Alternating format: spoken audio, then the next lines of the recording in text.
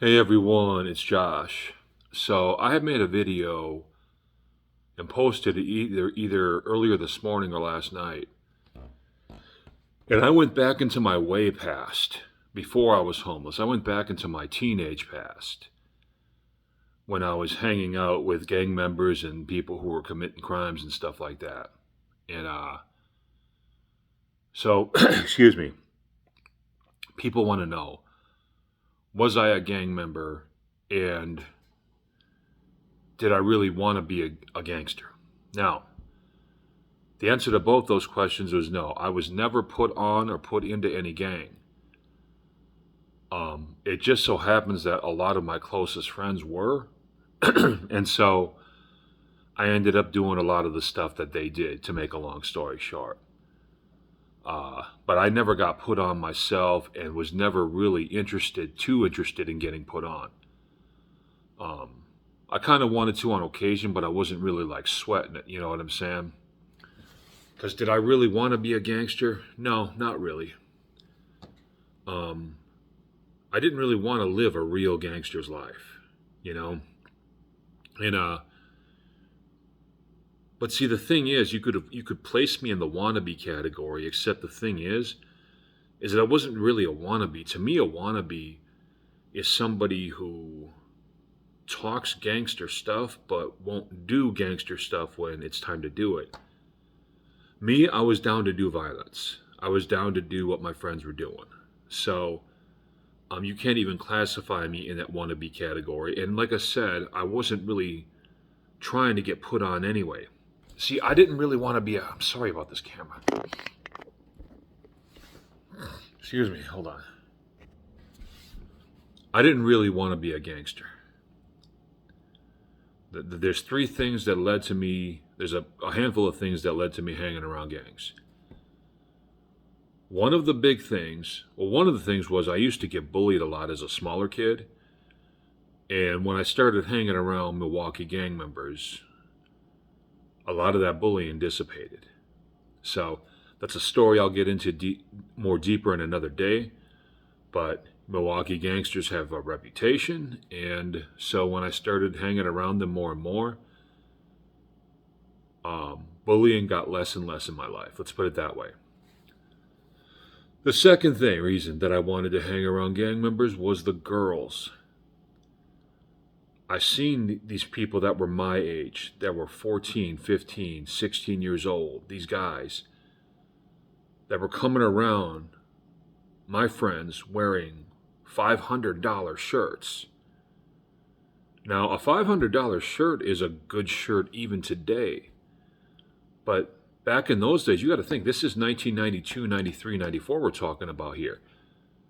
So a $500 shirt back then is equivalent to about a $1,500 shirt now. So if a guy's rocking a $1,500 shirt at the nightclub, you're going to assume he's got some kind of status. You know what I mean?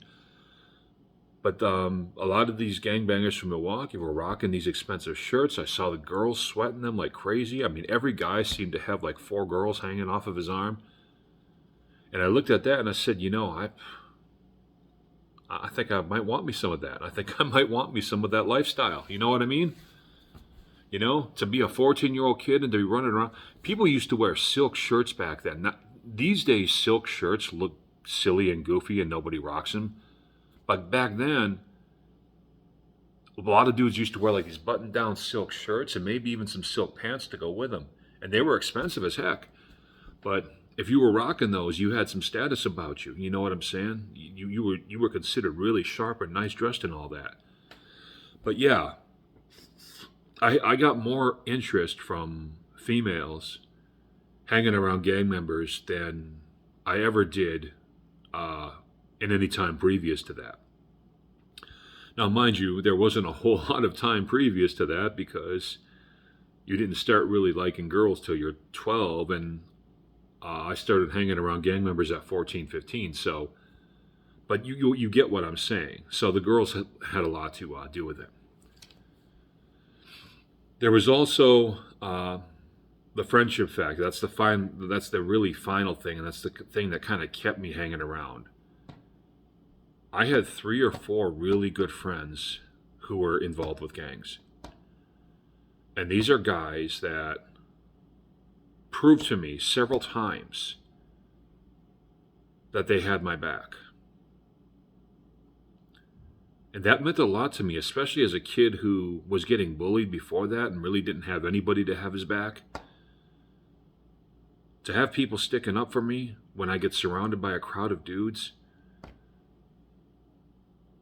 and to have people sticking up for me when we're outnumbered and they're still going hard for me, I can't tell you how good that feels after having a lifetime of being bullied. And I appreciated that. And when I needed money, I could borrow it from these guys. And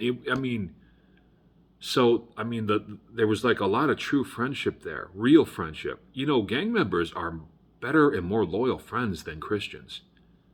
And I'll repeat that so that you know what I say, because I've spent a lot of time in the church world nowadays too.